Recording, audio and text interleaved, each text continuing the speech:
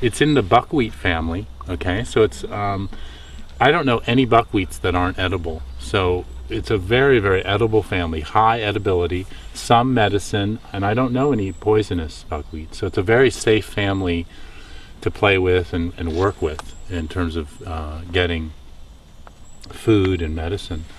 And it's an exciting family because, first of all, like I said, I think it's around so much here in the countryside. Oh my gosh.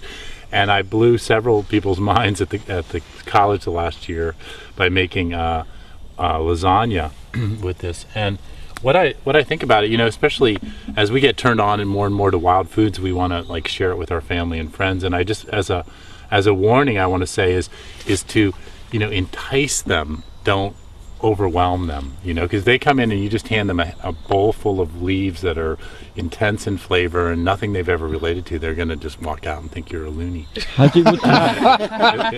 they don't already. And so this is a great seducer because when you cook with it, it's almost fiberless. Like you could just take a fork right through it and it's very refined, you know? So when you're making a lasagna, instead of using like spinach, just lay leaves, and you can make like, you know, you can lay in like that thick a layer of leaves, like between your noodles, you know, between your noodles. Does it concentrate down like spinach? Yes, it concentrates way down. Make sure you get a good sauce and all that stuff, you know, in there also. And so make your lasagna and lay it in there, and they'll be able to just go right on through it with a fork and eat it and feel totally at ease. And you can tell them after you've finished that was not spinach.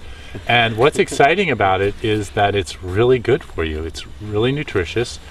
It was famous in history as one of the ascorbic acid plants. Yet again, it seems to be one of our themes for the day, vitamin C.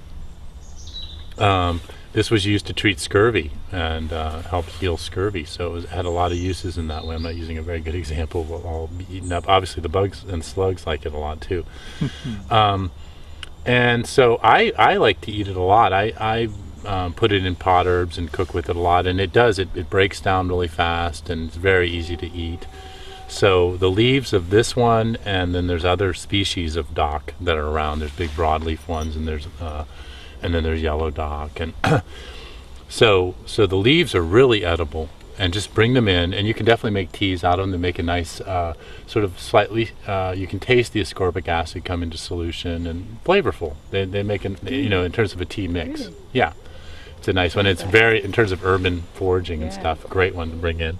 Would you eat it all year round? All year round, all around. Now you have to, you know, the thing that we need to remember is we're not all the same, and so you have to find, you know, where you are. I can eat things, and Martin was talking about that, you know, we both harvest throughout the year. Some people like things that are tender and more, you know, we have the word refined and we bias that to being, you know, kind of like higher class or something.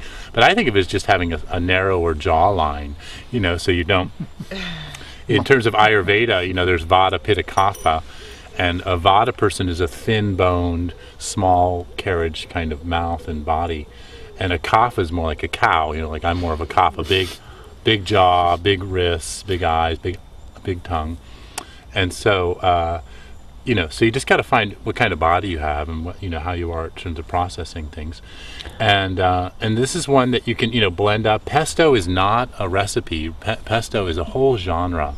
And, you know, I'm not anti-basil. I love basil. But so many people like, you know, I think we really hurt Frank ourselves. England, basil, mate. No, basil. That's right. I hear you. Here we are. Got to be with the natives. So basil, in that, you know, it's fine when basil's in season. Go for it, but don't restrict yourself to that. You can use you know, go out and get all the greens that are good there and blend them up. You know, puree them with any. It doesn't have to be pine nuts. It's great if you have a pine tree nearby, but any kind of nuts. Oil and some salt, and you've got an amazing green pate that will delight people. And you can make mixes all the time. It's one of the great ways to get people tuned into varieties of flavor, and people are excited about it when I make different things. So this is a great one. And if you get, these are small leaves, so you could just eat them, but if you get really big leaves, it's nice to sort of take the core out, and it's easy to do. And then just, cook with it. Just throw it into mixes of greens.